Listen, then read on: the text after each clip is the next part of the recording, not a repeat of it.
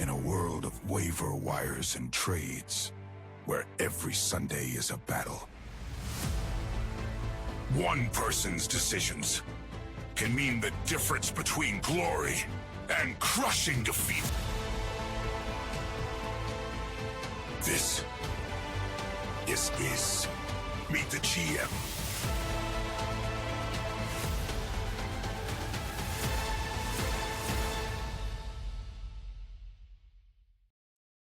Good afternoon and welcome to episode 4 of Meet the GM.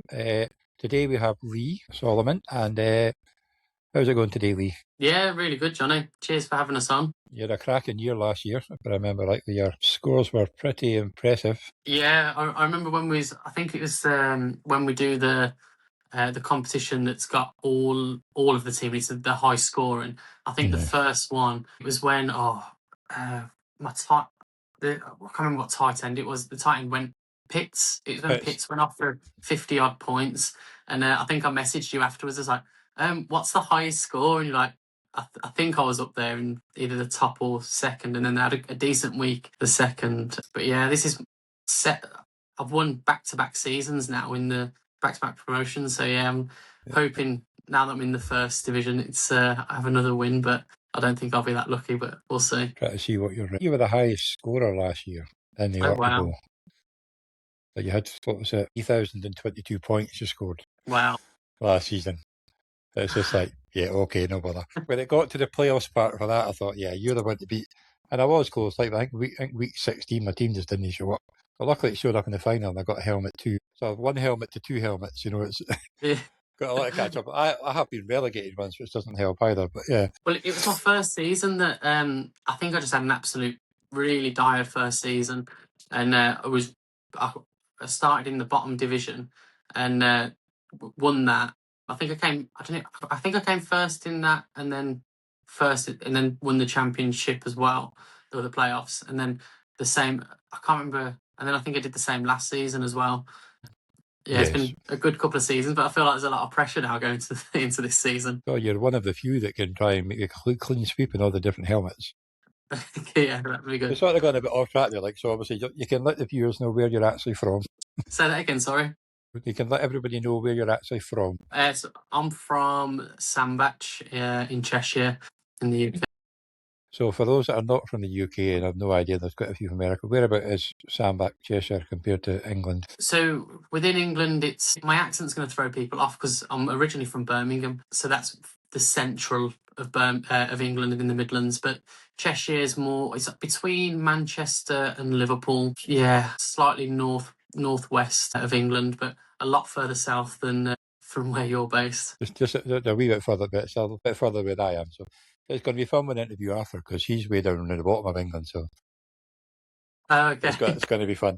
So what's the next question? So what is your Orkney Bowl team name? My Orkney Bowl team name is the Sandbach Satans. But when I first started, I think I called myself Sandbach Sunrise or Sandbach Sunrise, I think. And after the first year, I was thinking of basketball, like basketball teams.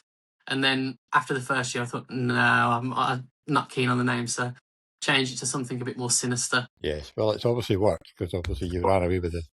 Yeah, just about to say, since the name change, it's been a winning team. So don't change it again. That's all it is.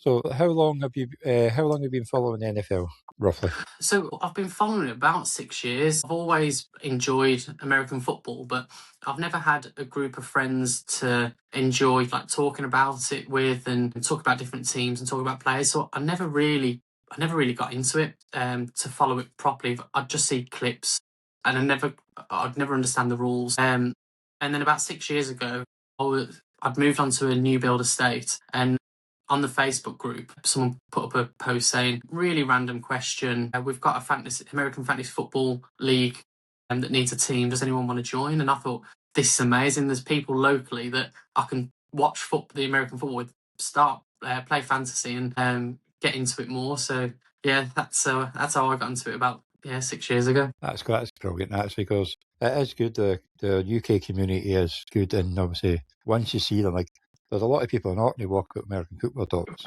It's just crazy, like the Raiders and the Commanders and the Yeah, it's just weird. Again, seeing them, you don't really know them, but you know that they like American football. And Yeah. I think I know 2 Raiders fans up here, Oh, really? which is really unusual. One actually is in the Orkney Bowl. One doesn't play football, but he works at the hospital when the wife works. So yeah, he's a good guy. Like, he's always cheeky as hell. And he was very quiet when the Giants beat the Raiders, but then they realised that the Raiders now were the number 1 pick, so it sort of cheered him up a bit in week 16.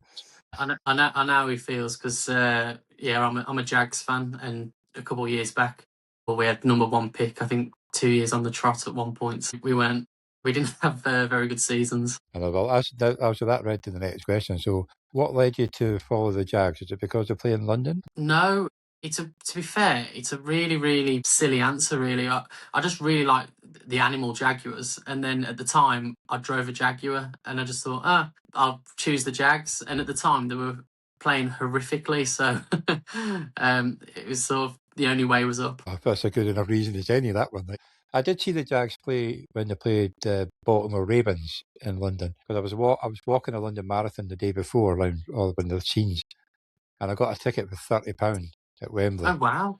And if it was in the gods, and I got it off eBay, so I wasn't sure until I believed it when I got the ticket. But I think I had the Ravens fantasy defence on my team.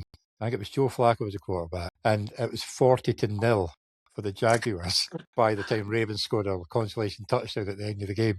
And I was enjoying the game, but I was nearly crying as well because my team was just getting pummeled. Like, nobody expected that, because obviously the Jaguars are rubbish. The Ravens are doing really well, but they came up to London and just got absolutely bumped. It was funny to watch. And such a good team just getting absolutely annihilated. Like, but it was that was probably what put me off going for the Ravens defense after that one. I went down to when it was Jags Miami, in I can't remember if it was Wembley or Tottenham, because I think it might have been I think it was Tottenham, because it was we had field goal attempt in literally the last second of the game, and that was to win. It was the atmosphere in the stadium was incredible, and the field goal went in, and the stadium just erupted. So that was that was amazing. And then I think I went to Wembley the next year. I'm sure we played Arizona. I can't remember now, but we lost that game. So it was a shame, but yeah, it's the atmosphere when you get to Wembley or Tottenham. It's absolutely incredible, and it's not just the teams that are playing that go. You see every single team that's in the league that comes. Yeah, it's nice. Oh, it is brilliant. Like all the different shirts and all that, and everybody's just here to enjoy themselves. That's all it is. It's just unfortunately it's so expensive now. It's ridiculous. I fell on a bit of a.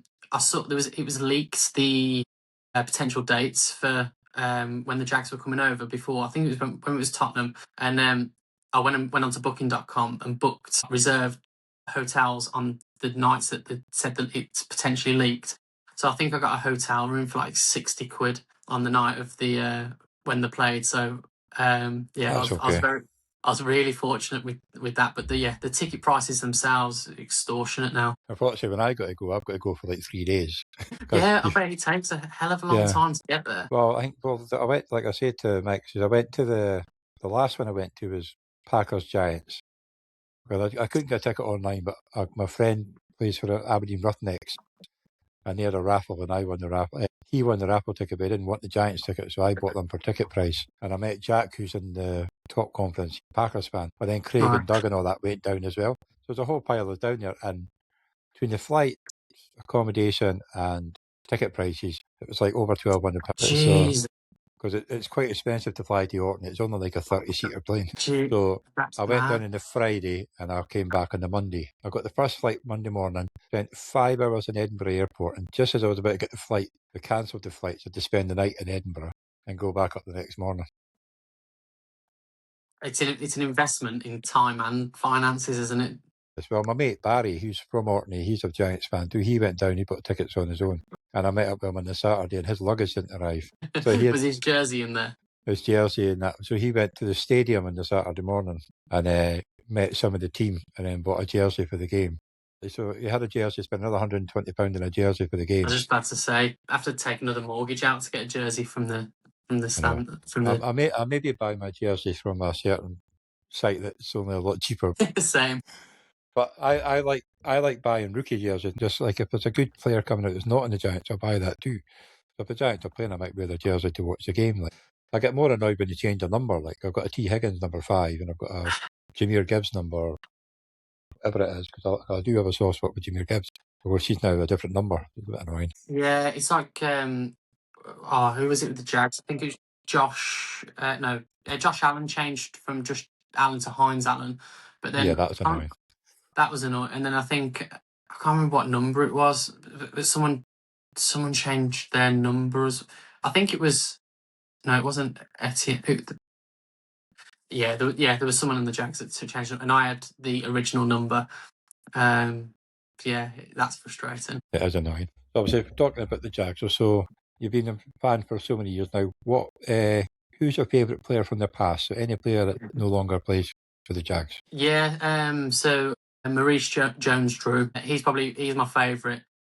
Yeah. Only because when I went down to watch Jags Miami, I had a retro MJD jersey, and I thought I'll wear it down there. He does a lot of this commentating stuff. If I see him, I'll try and get him to sign it, like kind of hope in the clouds sort of thing. And I was down there, met up with a few other NFL Jags fans, and he was doing some commentary over by in the fan park, and I just went over with a pen and I just shouted. I was like, Maurice, and I showed him my jersey, and he saw it, and he come over, and I've got a picture of him signing the back of my jersey, and I was like, that was absolutely class. I was like, oh my god, this is incredible! Like him signing my jersey, and then they had Friday night. I think it was Monday Night Live football. They were trying to get some fans in just to do like a quick intro clip, and it's because I had his jersey on. They said, "Can you come over?"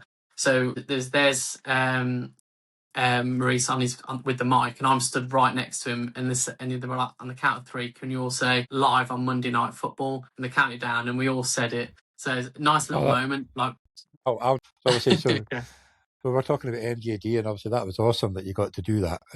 Pretty jealous, because I know after the Rams Giants game, I met Mike Carlson in the crowd, because getting away from Twickenham was an absolute nightmare, because it's just a train, it's not a tube. Right. And he was coming through, and he was in a bad mood because he did to get away. So we were just sort of stuck there. So we were chatting for a bit, and then he managed to bust his way. He wasn't even going forward; he was going sideways. I don't know where it was going, but yeah, he was just there. So it was quite fun to meet him, because I did like Mike Carlson. He was a good commentator. Yeah. Not so great in the rest of them, but he was good. Yeah. No, it's always good to meet someone that's like kind of embedded within the NFL, because you feel slightly away from it being in the UK, don't you? Yeah. And because I used to work in the Kirkville Hotel, and one time I was in there, and I can't remember his name, but he used to do, I think it was a Channel 4 NFL show on a Sunday night, and he was a Steelers fan. And he was in the restaurant with his family. He was up on holiday, but I couldn't go over and speak to him and say anything, because I'd given all the young ones a row for seeing some famous person the day before and going up to speak to him. So I couldn't really go up. I said hi, and whatever his name was, and I said hi, and he looked a bit surprised I knew who he was. But I didn't get a chance to ask for his autograph or anything like that. But it was a bit annoying, because I wish I knew he was a Steelers fan. He had a Steelers jacket on as well, but he was up on holiday with his family. Cool. So, and when I work at Sheila Pleat's Cafe now, and there was an ex-boy he was drafted by the Steelers in the 80s or 90s. Didn't play many games, but this boy was absolutely huge. He was like a linebacker type thing, because he was on a tour, and the boy brought him in. He says, "Oh, you like football, don't you?" He says, "Oh, this boy was drafted by the Eagles." So wow. Well, that's pretty cool. It's a bit random meeting people like that up in Orkney. But it's good. And apparently one of the people that run the Giants was in one day, but it was one of my days off, so I missed him. They were raging. Oh, that's what cool. The hell are you doing? But yeah, we'll go back on topic now. Now I've got the hiccups. So what is your favourite player at the moment on your team? Favourite player at the moment is Josh Hines Allen. I think he was drafted. I think it was the second season I was following, or was it the first? I think it was the first or second season that I was following the Jags, and his rookie season, he was just absolutely incredible. And then because they were looking out for him, second season wasn't as good, but he was still great, and he's just continued to be a great player for the Jags, always putting up great numbers. Was it his rookie season when he was sacking Josh Allen, and I'm pretty sure he intercepted Josh Allen and maybe recovered a fumble from Josh Allen? I remember that game. It was like Allen and Allen, Allen and Allen. He won the Josh Allen off. He won the Josh Allen off. That was awesome. Yeah, it was, but it was his rookie season, and he was like epic numbers that he put up. But I don't think he was recognised in any of the rookie. I think it wasn't even. I don't think he was even rookie in contention for rookie defender of the year. But he plays for the Jags. Well, he definitely was for the Jags. But yeah, he's. I might be wrong there, but yeah, I don't think he was properly recognised. But yeah, he's always been a great player for the Jags, and yeah, great in the locker room, great on the pitch. I just remember that on Red Zone. Because I was watching a different game, but the Red Zone is Josh Allen, and it was just brilliant. I mean, you couldn't script it. It was just absolutely amazing. It was. I've got a friend who's a Bills fan as well, and I said, "We've got the real Josh Allen." Can the real Josh Allen please stand up? I'm pretty sure that was probably a meme sort of thing too. It was, yeah, definitely. So I will say, what draft pick are you in this year's draft? In this draft, it's hard because there's so many positions you'd like to tweak. I am really worried that we've lost Etienne as a running back, because he was incredible.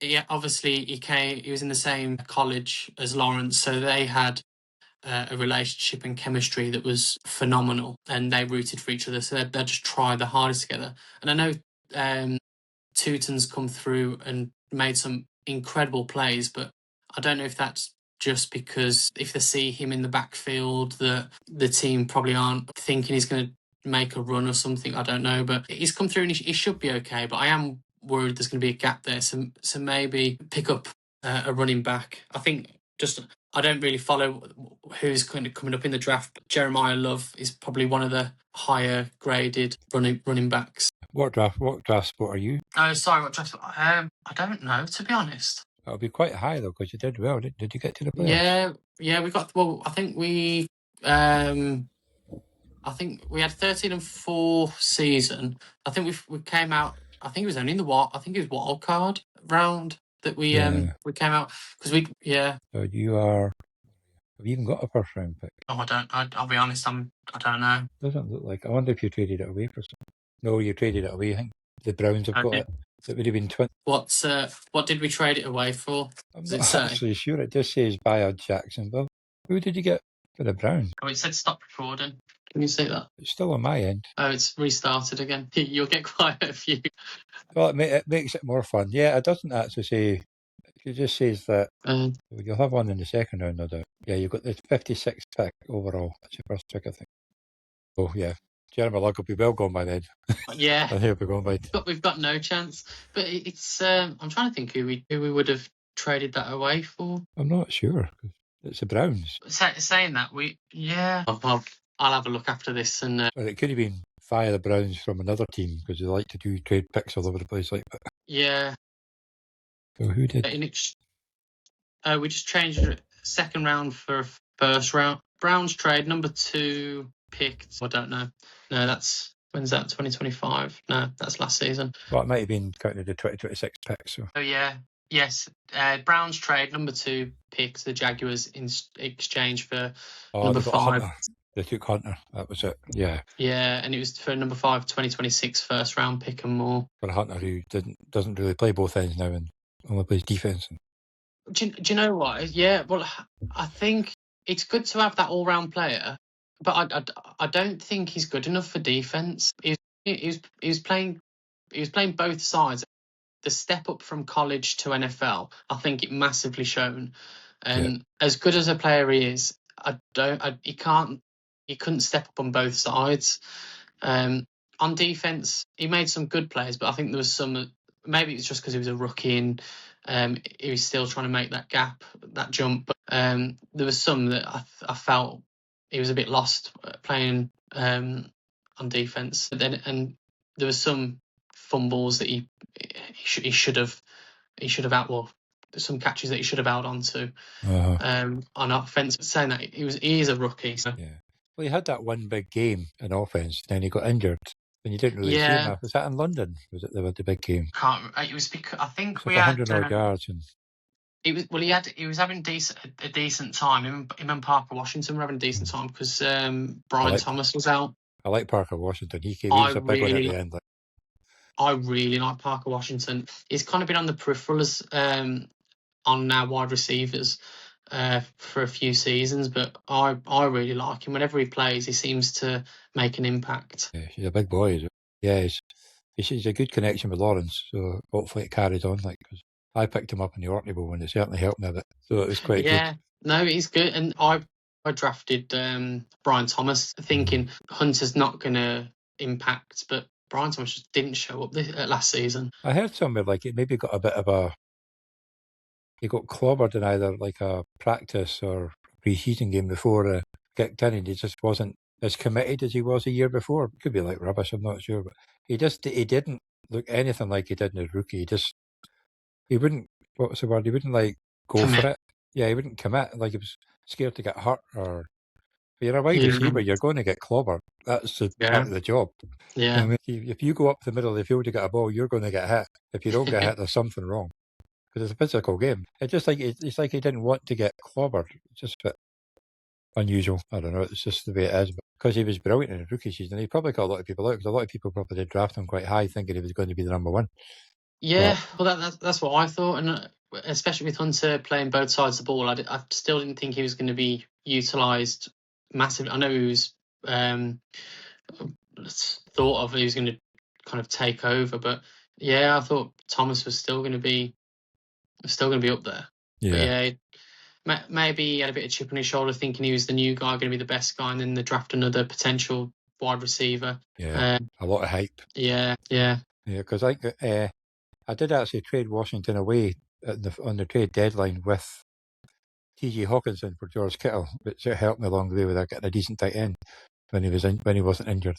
So I took the opportunity just to get him, and I was like, yeah, that'll do me fine. I know they were both in a bye week 14, I think, so I didn't need them by then, but it came in handy before that. I usually get a trade just near the end of the deadline just to help the team a little bit. So that one did help, so apart from having all the 49ers in the team. Yeah, I'm always too scared to trade near deadline. I'm someone that doesn't usually do any trades or many. I worry that if I trade anyone away, they'll all of a sudden come good, and I'll just regret the trade. And I'd rather stick with them, even if they're poor. Yeah.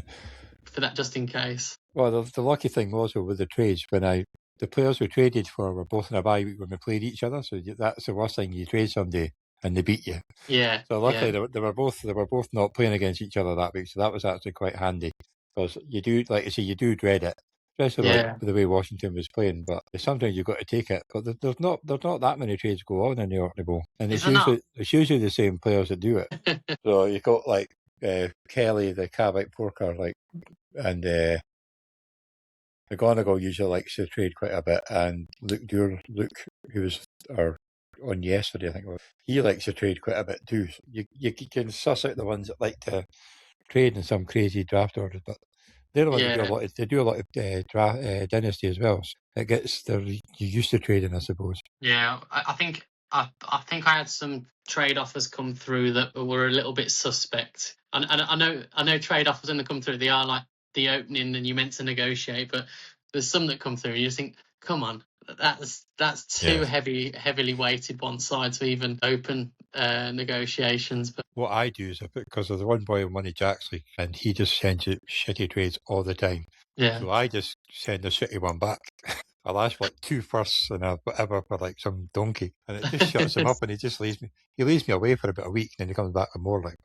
Some people just think you're just stupid and just send you the most ridiculous trades that is possible. And I have been prone to do that myself when you get the new boys. Well, that's what. So my first season with fantasy, people would say the first league I was in, some of the other team managers were like, "Oh, I've got this Jags player. He's coming," and they try and hype him up, and then say, "Oh, I'll swap you for somebody." And I'm quite a stats guy, so I looked at all the stats and went, "Well, that just doesn't add up." And they're like, "Yeah, but you're a Jags fan, come on, you can support him." And I thought, no, you're trying to pull the wool over my eyes here. It's the same way people come at you with the the trade analyzer. I hate the trade analyzer. They say, "Oh yeah, but it works out really well." I say, "I don't want it." Because I go with players that I have a feeling for. Stats come in handy too. And if I see someone, and even though they might be a better player, but I like the player I've got, I'm like, no, you can hit me with many stats as you want. I'm keeping the player I want. And they just don't take no for an answer sometimes. And they hit you with this, "Oh, but Dynasty Trade Analyzer, they said you got a 60% better than 40%. And I was at one player, I got sent one. Both players were on IR. Yeah. And they sent me these two players for one player that was playing. I was like, they're on IR. Yeah, and the some people they'll use the trade analyzer, but there's some news that has just broke that someone's been injured and it's not updated on the analyzer thing just yet. And you think, well, or someone's going to be traded or something's going on, so they try and use that analyzer to push the narrative of, because they want the trade. There wouldn't be any other reason than wanting the trade so badly so they want that player. Well, so that's also the downside of trading, that as soon as you get them, they get injured. Yeah, injured or traded. Yes, and it's just like, no, that was a boob.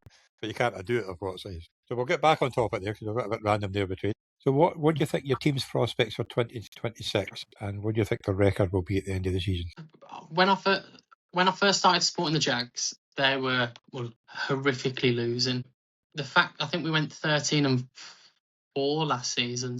To be honest, if we do that again, I'll be more than happy as a Jags fan. Just do that, get into or just get into the playoffs. I'll be happy if we. Yeah, I don't think we've got a strong enough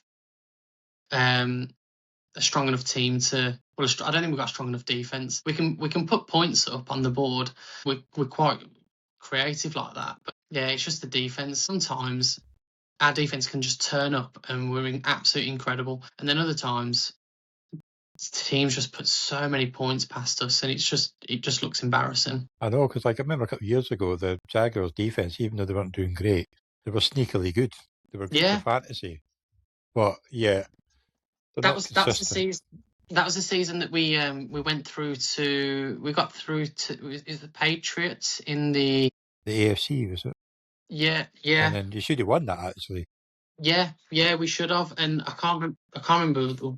I don't think it was down to a ref's decision, but something happened. Yeah, it was a bit controversial, I think. But yeah, we should have won that one. But that was down to our defense, and we had an amazing defense that season. And I think that was when we had Campbell and but we had some big guys that were in that. Yeah, they were a hard team to play against.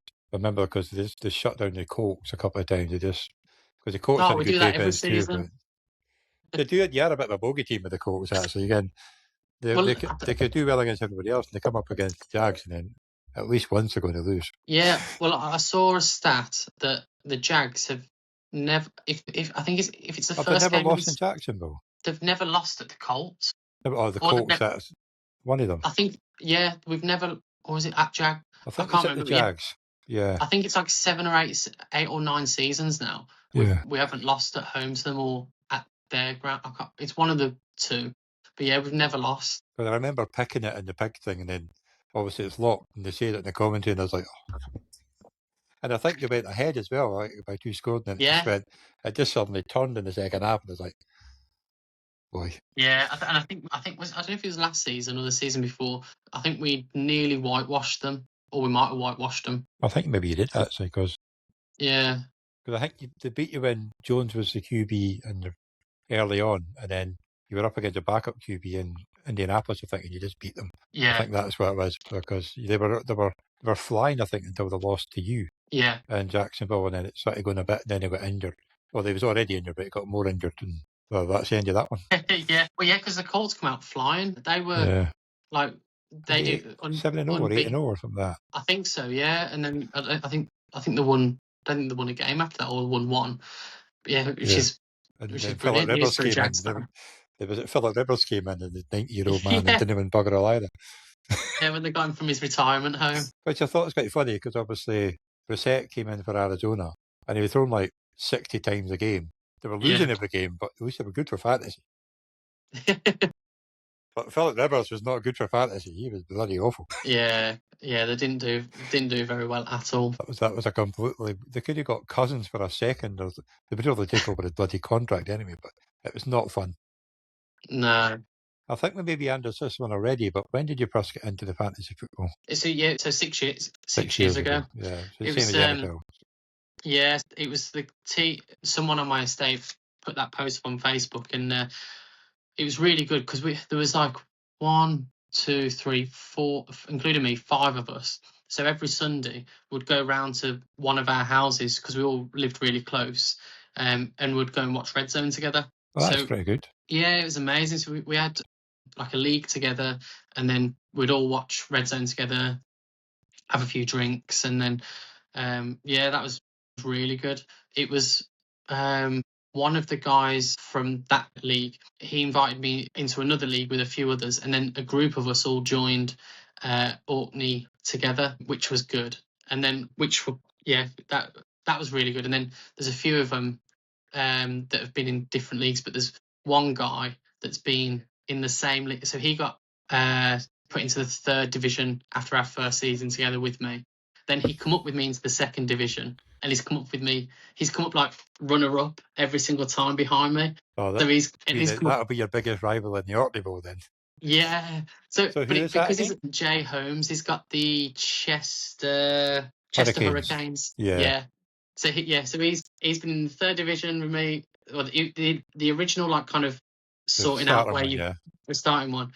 Then he was in 3rd, then 2nd, and now he's been promoted to the 1st one with me as well. So it's really nice to have a mate, because we've got a WhatsApp group for a different league. We always chat about Orkney together. And when he realised he was come up into the 1st one with me, I was like, mate, this is amazing.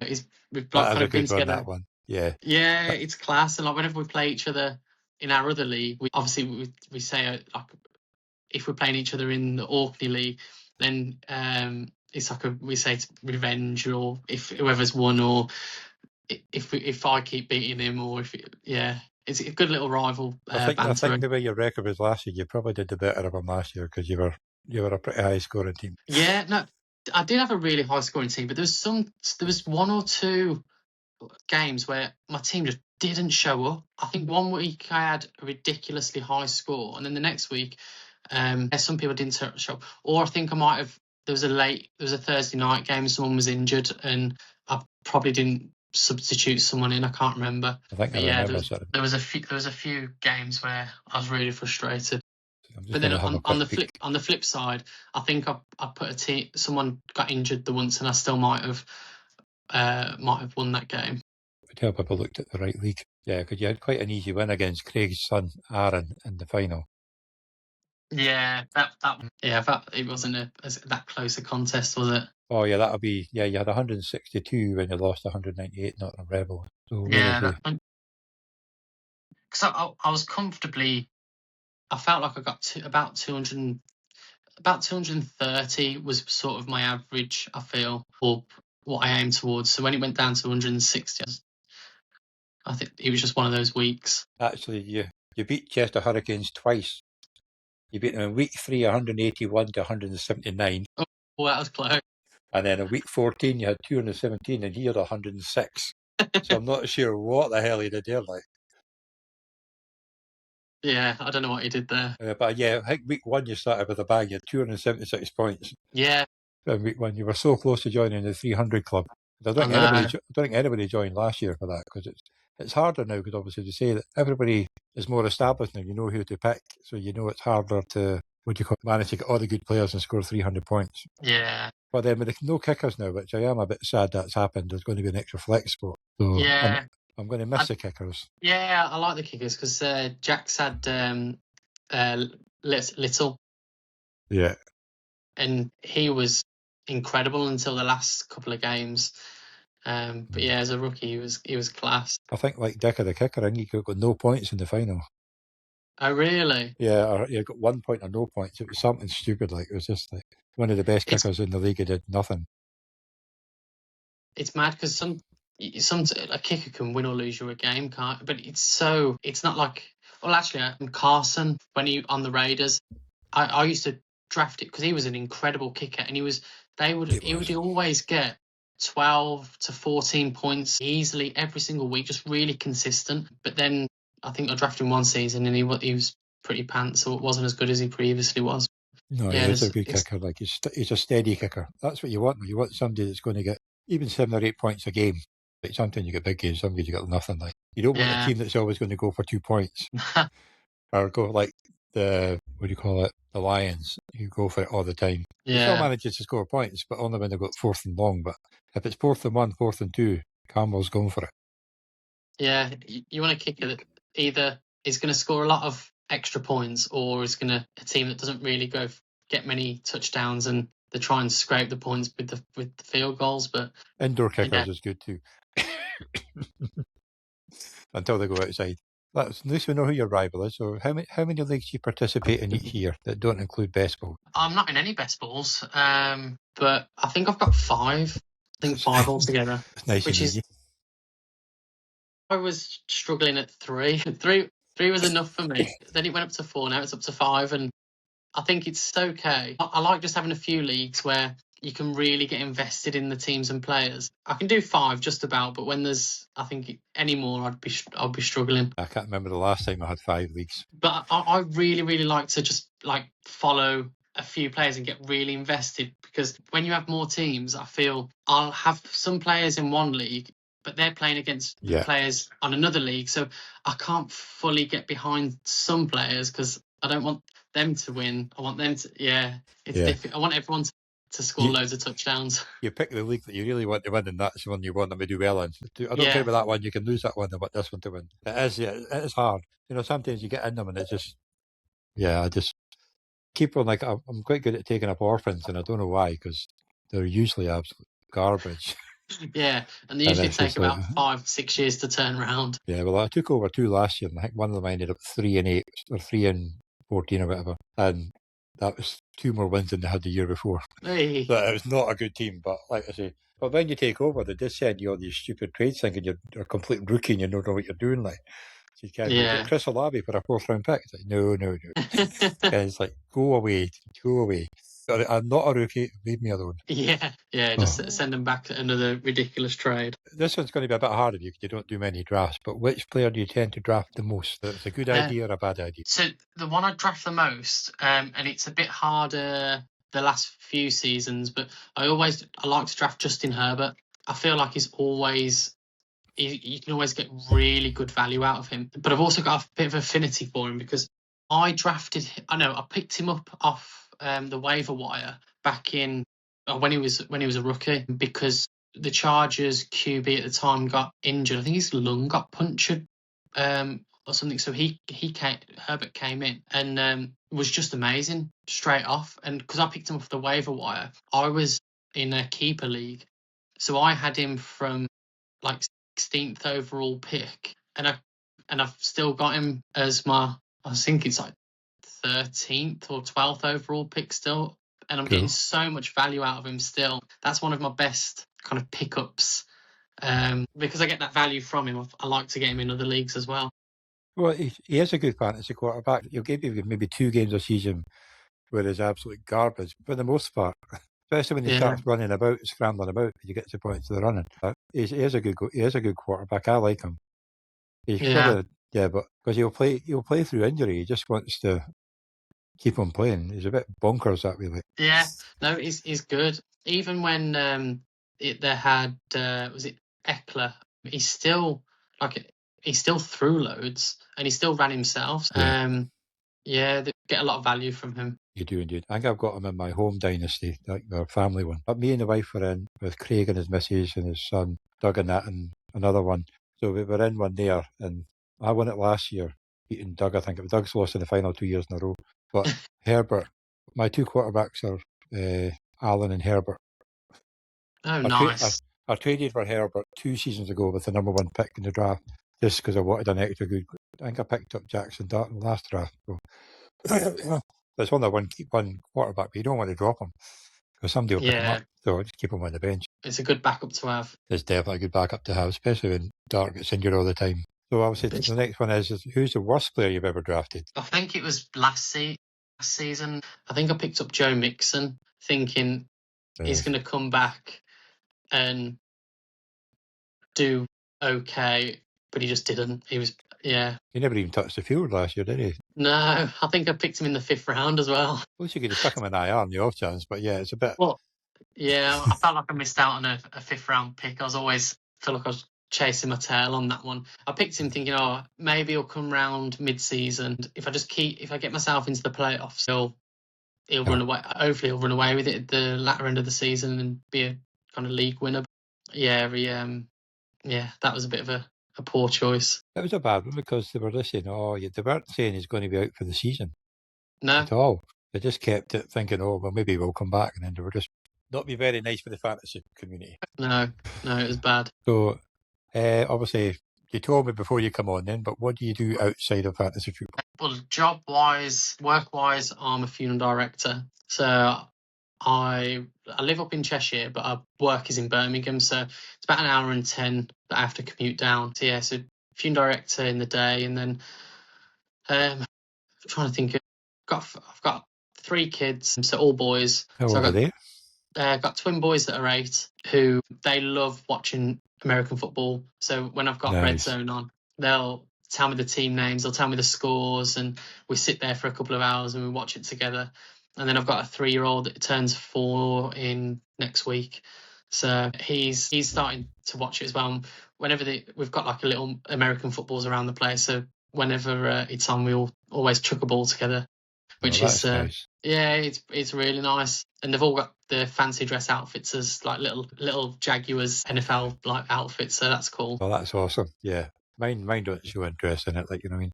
It's a bit because I've got 3, but they're like one. Josh is 16 now. The middle one, she's going to be 15 on Saturday, and the youngest is now just done 13. So, but they're not. Wow. I did get them like Giants t-shirts and that when they were younger, and they wore them for a bit. But yeah, like Rowena's got one of my Giants teddies, like for a baby blanket with a little American football in New York. Oh, that's cool. With it, so she's kept that. She calls it a football blankie. So yeah, so they like it that way, but they won't sit and watch it because they're not interested. Like, they're all playing bloody the PlayStation and killing everybody. Yeah, that's what mine are on Fortnite most of the time. But I don't understand that bloody game. Like, do you know? I used to play Call of Duty when I was in uni and when I was a kid. So it's like the cartoon version of that.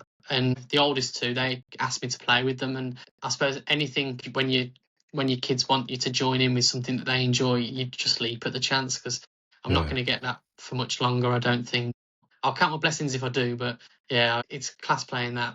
Yeah, when Red Zone's on, they like telling me what teams they are, and that's it's class watching. Oh, that's enjoy that while you can, because that would just be. It's just amazing. Yeah, no, it's incredible. And when the teams come on, if there's a play, if someone catches it, they'll cheer, and if someone gets tackled, or they'll cheer. So they're starting to learn the game and rules a little bit. So it's just such a shame that there's such a long downtime between seasons. It is a bit, you know. I mean, you can't even. It's not as if the college season was different. Like, the college season went on through the summer. Yeah, at least you could switch to that. But it's just that I think they don't start till August as well, and it's a long time. Obviously, you got the draft, but it's too late for the kids to watch. Yeah, they'd probably quite enjoy that too. But they're too young to probably understand the names being called or stuff, and how they're going to affect the team position-wise. But they'd enjoy the excitement of the crowd and all that, cheering and all that. So. Yeah, that's true. Maybe I'll try them this year, see how they get on. Say that again. Okay. Yeah. Do you want to watch the draft? And they'll think I'm just on about some sort of game. Cool. So the last question, or before you get your final question, is what question would you like to ask the next person that's on the show? I had to think about this and had a little bit of assistance from ChatGPT. What player won you the most respect as a fantasy manager? That's a bloody good question, that one. I will pass that one on to Nick on Thursday. He's one of our new members. Oh, awesome. So that'll be good. Which NFL stadium would you like to visit? Because obviously he's been to games in America, but you haven't.